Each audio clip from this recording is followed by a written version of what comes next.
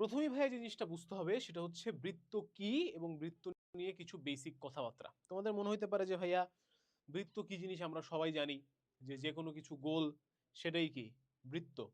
তো আপনি একটা গোল জিনিস আঁকেন, আমরা দেখেই বলে দিতে পারবো সেটা কি একটা বৃত্ত। Just like this, just like this. তো এটা দেখেই বলা যাচ্ছে ভাইয়া এটা একটা কি বৃত্ত। তো এটা এখন যদি আহ, মনে করো যে একটা রুটি হয়, তাহলেও সেটা একটা বৃত্তাকার রুটি হবে।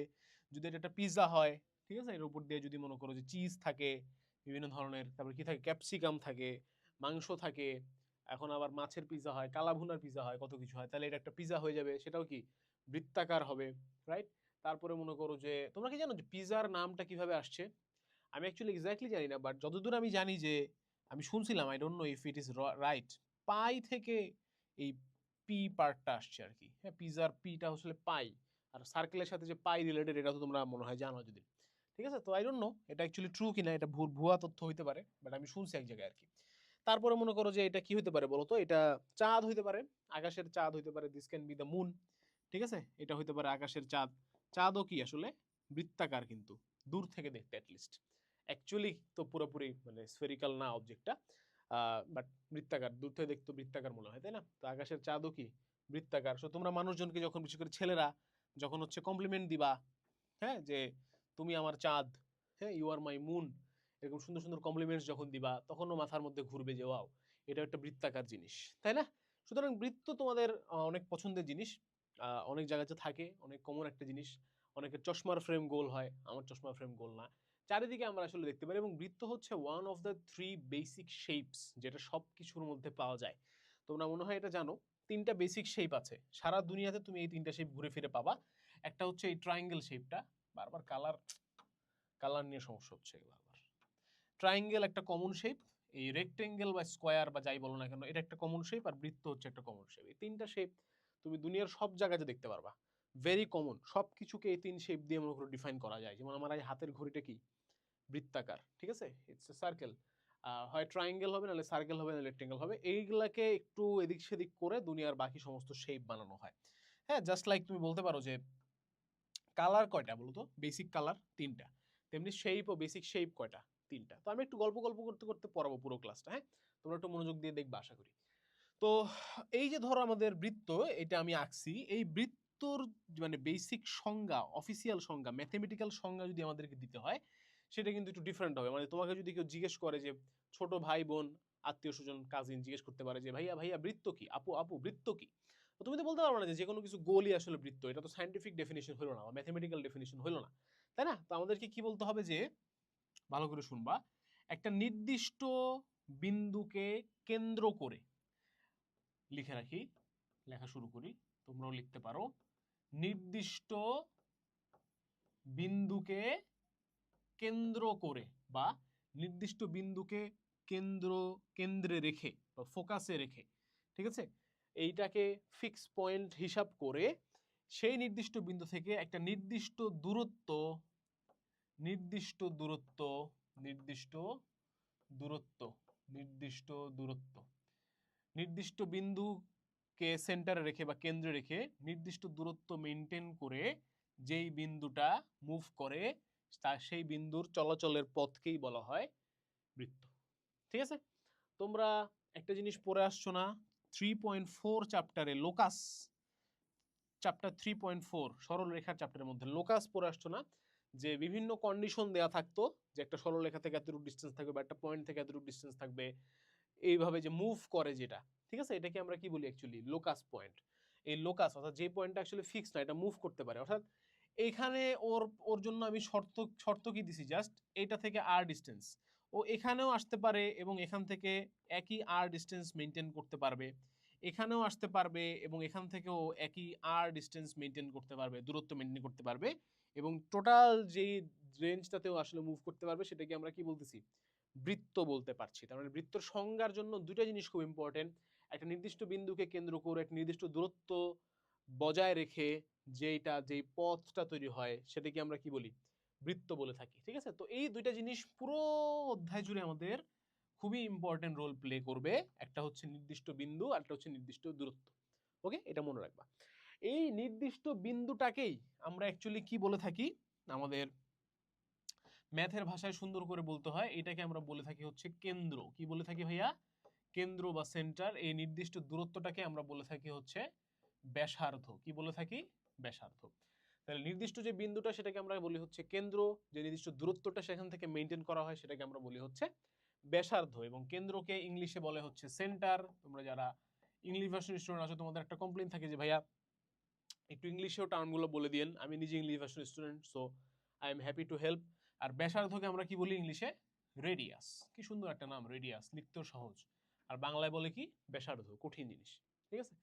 আচ্ছা, তাহলে কেন্দ্র বুঝলাম, ব্যাসার্ধ বুঝলাম, বৃত্ত কি জিনিস সেটা বুঝলাম, বেসিক কনসেপ্ট আমাদের কিছুটা হলেও গ্রো করলো আশা করি। ঠিক আছে? তাহলে নির্দিষ্ট একটা বিন্দুর সাপেক্ষে যখন আমরা নির্দিষ্ট দূরত্ব মেনটেন করে যেই পথটা তৈরি হবে তাকে আমরা কি বলবো ভাইয়া?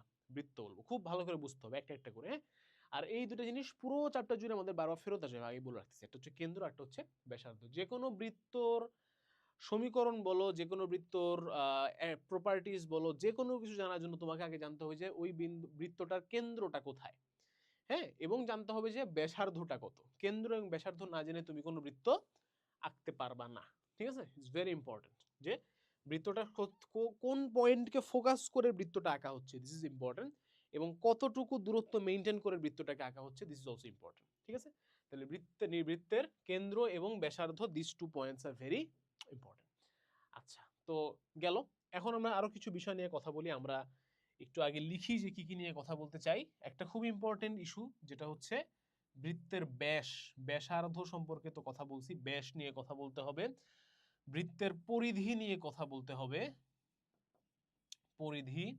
বৃত্তের ক্ষেত্রফল নিয়ে কথা বলতে হবে, ক্ষেত্রফল নিয়ে কথা বলতে হবে, এবং কথা বলতে হবে হচ্ছে পাই নিয়ে। কি নিয়ে? পাই নিয়ে। শুরুতেই আমি বলছি পাই থেকে পিজা আসছে, পাই, সেটা নিয়ে কথা বলতে হবে। This things are very important. Circle বুঝতে হলে, সার্কেলকে ফিল করতে হলে এই জিনিসগুলো তোমার লাগবে। সবসময় মনে রাখবা যে যে কোনো জিনিস বোঝার আগে হুট করে ঠাস করে তোমরা শুধু চাও যে আমরা যেন সমীকরণে জাম্প ইন করি, বাট এটা একদমই কাম্য না। ঠিক আছে? যে কোনো জিনিস বুঝতে হলে তোমাকে তার প্রপার্টিজ গুলো বুঝতে হয়। যে ধরো আমি প্রত্যয় ভাই, তুমি শুধু জানলা যে প্রত্যয় ভাই কে? প্রত্যয় ভাই একজন ম্যাথ টিচার, খুবই নগণ্য ম্যাথ টিচার, কোনো মতে ম্যাথ ট্যাথ পড়ায়, মোটামুটি হয়, জানলা। দ্যাটস দ্য ডেফিনিশন অফ প্রত্যয় ভাই, রাইট? এটা এটা বলতে পারো যে প্রত্যয় ভাই এই। বাট তুমি যদি না জানো যে প্রত্যয় ভাই কেমন স্পিডে কথা বলে, প্রত্যয় ভাই দেখতে কালো নাকি ফর্সা, প্রত্যয় ভাই লেখার স্পিড কেমন, লেখা সুন্দর নাকি খারাপ, অবভিয়াসলি খারাপ, দেখে বোঝা যায়, প্রত্যয় ভাই ম্যাথ কেমন বুঝায়, এই জিনিসগুলো যদি না জানো তাহলে কিন্তু তুমি আমার সম্পর্কে ইন ডিটেলস, ইন ডেপথ যেতে পারবা না। যে এই লোকের ক্লাস আমার করা উচিত কি উচিত না, এই প্রশ্নের উত্তর দেওয়ার জন্য কিন্তু তোমার কি প্রপার্টিস গুলো জানা দরকার। তাই বৃত্তর ভেতরে যখন আমরা ডাইভ ইন করবো তখন অ্যাকচুয়ালি এইগুলো জানার সুযোগ নাই। তো একবার যখন আমরা বোঝা শুরু করবো যে বৃত্তর সমীকরণ, বিভিন্ন ধরনের বৃত্ত সমীকরণ, একাধিক বৃত্তর মধ্যে comparison, relation, points, lines etcetera, তারপরে আরো আসবে স্পর্শক, হাবিজাবি, তখন আর আমরা কি প্রপার্টিজ জানতে পারবো না। এইগুলা জানা তখন আর পসিবল হবে না। তাই আমি আগেই একটু এগুলো নিয়ে কথা বলতে পারি, একটু অপ্রাসঙ্গিক মনে হতে পারে, বাট এগুলো আমাদের জানা লাগবে। তো বৃত্তের ব্যাস কি ভাইয়া? It's very simple. আমরা ব্যাসার্ধ কি জেনে গেছি, তাহলে ব্যাস হচ্ছে সিম্পলি 2 ইন্টু ব্যাসার্ধ। ঠিক আছে? সরি, ব্যাস হচ্ছে 2 ইন্টু ব্যাসার্ধ, মানে 2 ইন্টু আর, যেটাকে সেটাকে আমরা কি বলতেছি? বৃত্তের ব্যাস। অর্থাৎ এটা তোমরা জানো আমার মনে হয়, তারপর আমি একটু দেখালাম আর কি। সিম্পলি আমরা এভাবে চিন্তা করতে পারি যে যদি আমরা বৃত্তের উপর একটা পয়েন্ট নেই এবং তার এক্স্যাক্টলি অপোজিটে যদি আরেকটা পয়েন্ট নেই, এই যে যে দাগটা টানলাম এটাই কি আসলে আমাদের ব্যাস। এটাই কি আমাদের, বলো দেখি ভাইয়া, ব্যাস। ঠিক আছে? ব্যাস বানান কি আকার আছে কিনা আমি জানি না, ভুলে গেছি। তো এটা কি আমরা আমাদের কি বলতে পারি? আমরা ব্যাস বলতে পারি। এবং সবসময় মনে রাখবা ব্যাস বৃত্তকে দুই ভাগে ভাগ করে দেয়। ব্যাস বৃত্তকে কয় ভাগে ভাগ করে? দুই ভাগে ভাগ করে দেয়। ঠিক আছে? আচ্ছা, আরেকটা জিনিস আছে জ্যা, এইটা আমি তাহলে একটা আগে পড়াই দিই। জ্যা পায়ের হিসেবে পড়ে আসতেছি, জ্যা। আচ্ছা, তো ব্যাস আর জ্যা এর মধ্যে কি পার্থক্য তোমরা জানো? জ্যা কি জিনিস? জ্যা হচ্ছে গিয়ে সিমিলার টু ব্যাস, এক পাশ থেকে আরেক পাশে যাবে, বাট কেন্দ্র দিয়ে যাবে এমন কোনো কথা নাই। এইখানে আমি একটা পয়েন্ট নিলাম, এখানে আমি একটা পয়েন্ট নিলাম, এদের মধ্যে এরকম একটা দাগ টেনে দিলাম, এইটাকে আমি বলতে পারবো হচ্ছে একটা জ্যা, অর্থাৎ বৃত্তর মধ্যে যে কোনো দুইটা পয়েন্ট, বৃত্তর মধ্যে যে কোনো দুইটা পয়েন্টকে কানেক্টিং যে লাইনটা সেটাকে আমরা কি বলতেছি, জ্যা বলতেছি। ঠিক আছে, এটা মনে রাখবা। তাহলে জ্যা কি, যে কোনো দুটি পয়েন্টের, যে কোনো দুটি পয়েন্টকে কানেক্ট করে, যে কোনো দুটি, যে কোনো দুটি পয়েন্টকে কানেক্ট করে, হ্যাঁ, যে কোনো দুটি পয়েন্টকে কানেক্ট করে। ওকে, সেটা হচ্ছে জ্যা। তাহলে একটা জ্যা বৃত্তকে কয় ভাগে ভাগ করে? দুই ভাগে ভাগ করে। তাহলে একটা ব্যাস বৃত্তকে কয় ভাগে ভাগ করে? দুই ভাগে ভাগ করে। তাহলে ব্যাস আর জ্যা এর মধ্যে সিমিলারিটি কি, মানে ডিফারেন্স কি আছে? ব্যাস হচ্ছে একটা বৃত্তকে সমান দুই ভাগে ভাগ করে, জ্যা হচ্ছে জাস্ট দুই ভাগে ভাগ করে। Of course they are not equal. যেমন if this was a pizza, হ্যাঁ, বা কেক, কেকের কথা চিন্তা করো, বার্থডে কেক মাঝে মধ্যে, এখন আজকাল দেখি বেশিরভাগ বার্থডে কেক এরকম গোল টাইপের হয়। তো ব্যাস যদি তুমি আঁকতে পারতা তাহলে কি ইকুয়াল টু পার্টসে ডিভাইড হইতো, বাট তুমি যদি জ্যা আঁকো এটা কি হবে, একটা বিশাল পার্ট হয়ে যাবে আর একটা কি এইটুক ছোট পার্ট হয়ে যাবে, তাই না? তাহলে জ্যা হচ্ছে গিয়ে দুইটাকে সমান ভাগে ভাগ করে না, ব্যাস দুইটা সমান ভাগে ভাগ করে, বাট দুজনেই কিন্তু দুই ভাগে ভাগ করে। ঠিক আছে, this are like very basic concepts. এবং ব্যাস কিন্তু এক ধরনের জ্যা, ব্যাস কিন্তু এক ধরনের জ্যা, এটাও তোমরা জানো যে ব্যাস হচ্ছে একটা বৃত্তের বৃহত্তম জ্যা। ব্যাস কি বলো দেখি ভাইয়া? একটা বৃত্তের বৃহত্তম জ্যা। ব্যাস হচ্ছে একটা বৃত্তের বৃহত্তম জ্যা। ব্যাস হচ্ছে কি একটা বৃত্তের বৃহত্তম জ্যা। ঠিক আছে, ওকে, অনেক কথা বললাম। এরপরে দুইটা জিনিস আছে, একটা হচ্ছে পরিধি, একটা হচ্ছে ক্ষেত্রফল। দুইটা জিনিস খুব ইম্পর্টেন্ট। পরিধি কি? পরিধি কি, যে যদি এই টোটাল বৃত্তটা একটা সুতা দিয়ে তৈরি হইতো এবং সুতাটাকে যদি আমি এখান থেকে খুলে টান করতে পারতাম, তাহলে টোটাল যে পাথওয়েটা বা রাস্তাটা তৈরি হইতো সেটাকে আমরা বলতে পারি হচ্ছে পরিধি। সেটাকে আমরা কি বলতে পারি? পরিধি বলতে পারি। ঠিক আছে, আচ্ছা। So okay, now let's talk about যে কেন এটা ইম্পর্টেন্ট। কারণ তোমাদের যদি মনে থাকে, নির্দিষ্ট বিন্দুকে কেন্দ্র করে নির্দিষ্ট দূরত্ব মেনটেন করে যে পথটা তৈরি হয় তাকে আমরা কি বলতেছি? বৃত্ত। সেই পথের দৈর্ঘ্যটা কত? কারণ বৃত্ত কি একটা সঞ্চার পথ, লোকাস।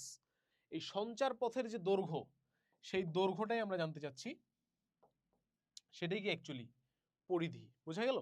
এবং পরিধির ফর্মুলা কি তোমরা জানো, ছোটবেলা থেকে পড়ে আসছো, it's just 2πr। So feel করাটা খুব ইম্পর্টেন্ট যে পরিধি ইকুয়াল টু 2πr সবাই জানো, বাট পরিধি কি তোমাকে যদি আমি এক্সপ্লেন করতে বলি হঠাৎ করে তুমি এক্সপ্লেন করতে পারবে না। পরিধি হচ্ছে যে সঞ্চার পথ, বৃত্ত যে সঞ্চার পথ দিয়ে গঠিত হয়, সেই সঞ্চার পথের দৈর্ঘ্যকে আমরা কি বলতেছি? পরিধি বলতেছি। ঠিক আছে, ওকে। নাও ক্ষেত্রফল কি?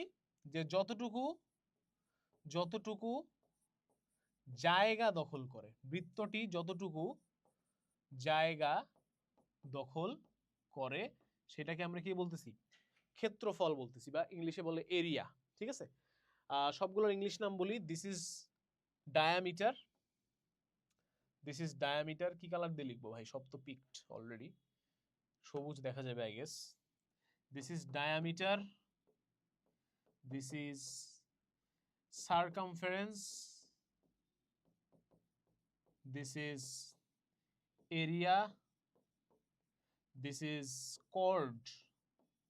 যে হ্যাঁ, যারা বাংলা ভাষণে আসো ইংলিশগুলো জেনে রাখো, ভবিষ্যতে বিদেশি বই পড়তে হবে তোমাদের, হ্যাঁ। সুতরাং এমনটা মনে করো না যে পড়বো না, কিছু না, পার করে যাবো, ইটস লাইক দিস। ভবিষ্যতে পড়তে হবে, যে দিকে যাও না কেন, স্পেশালি ইঞ্জিনিয়ারিং গেলে সব বাইরের দেশে বই পড়তে হবে। যদি একমাত্র হচ্ছে অনার্স করো বা ডিগ্রি করো তাহলে ইটস ফাইন, বাংলাদেশে বই পড়তে পারবা, বাট এছাড়া কিন্তু সব ইংলিশ বই পড়তে হবে, হ্যাঁ।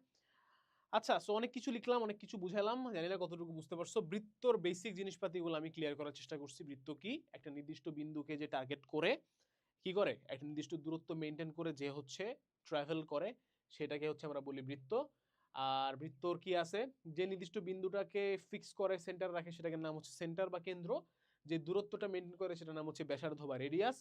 আর রেডিয়াসের ডাবলকে আমরা বলতেছি হচ্ছে ব্যাস, যেটা হচ্ছে জাস্ট বৃত্তের এক প্রান্ত থেকে আরেক প্রান্তে যাবে কিন্তু সেন্টার দিয়ে যাবে। আর যদি সেন্টার দিয়ে না যায় তাহলে সেটা হচ্ছে জ্যা বা কর্ড, যে কোনো দুইটা পয়েন্টকে কানেক্ট করবে।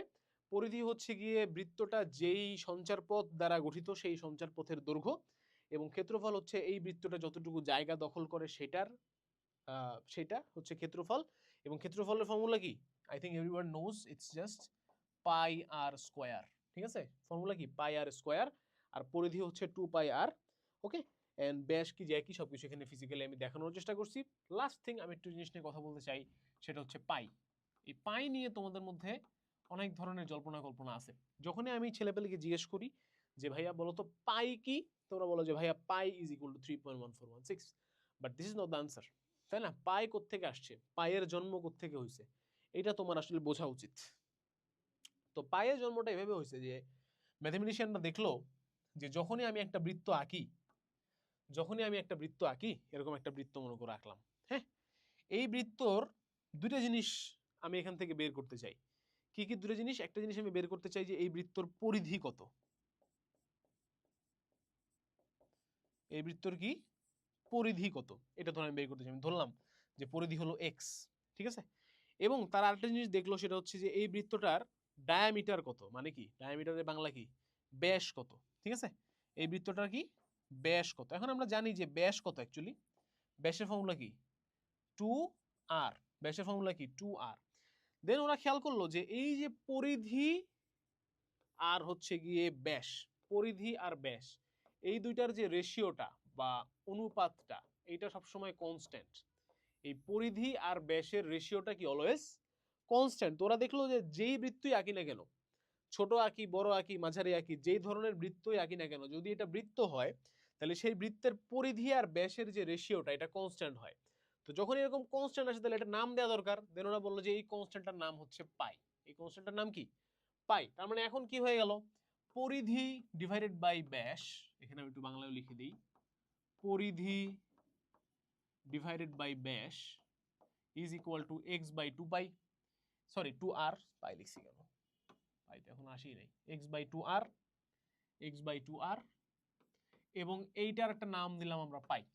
দেন আমরা কি এখান থেকে বলতে পারি না যে x is equal two 2πr, বলতে পারি? তাহলে এই x কি পরিধি, তার মানে সেখান থেকেই আসছে আমাদের যে পরিধি ইজ ইকুয়াল টু 2πr। বোঝা গেছে? সুতরাং পাই কি, পাই হচ্ছে সেই অনুপাত, যে কোনো বৃত্তের পরিধি এবং ব্যাসের অনুপাতকে আমরা বলি পাই।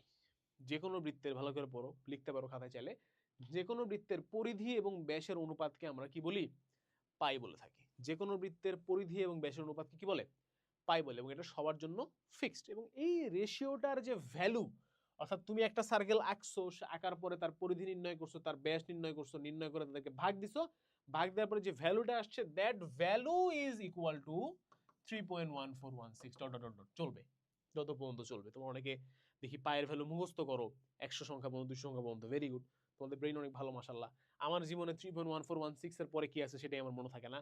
যদি আমার মনে পড়ে, ইট ওয়াজ প্রবাবলি 3.14157 বা সামথিং, এটাকে 6 বানানো হয়েছে, আমার মনে নেই, ভুল হতে পারে। So this is pi. Okay, so pi কি জিনিস ভাই, 100 সংখ্যা মুখস্থ করো, দ্যাটস ফাইন, বাট আগে কনসেপ্টটা বুঝো। কনসেপ্টটা বুঝতে হবে তোমাকে, যে কনসেপ্টটা হচ্ছে পরিধি এবং ব্যাসের যে রেশিও বা অনুপাত, সেটাকে আমরা কি বলতে পারি, পাই বলতে পারি, ঠিক আছে। তো বৃত্ত সংক্রান্ত বেসিক কথাবার্তা ছিল এগুলাই। আমি প্রত্যেকটা চ্যাপ্টার যেগুলো আমি পড়াচ্ছি তার মধ্যে একটা লেকচার লাগতেছে লেকচার 0 নামে। লেকচার 0তে আমি ওই চ্যাপ্টারের একদম বেসিক জিনিসপাতি নিয়ে কথা বলি, যেগুলো সামনে আমাদের কাজে লাগবে। So this was lecture 0 of বৃত্ত। নেক্সট ক্লাস থেকে আমরা লেকচার 1 থেকে শুরু করব, ঠিক আছে। সো আশা করি তোমাদের এই লেকচার 0টা ভালো লাগছে, কিছুটা হলে উপকৃত হয়েছে। দেখা হচ্ছে লেকচার 1।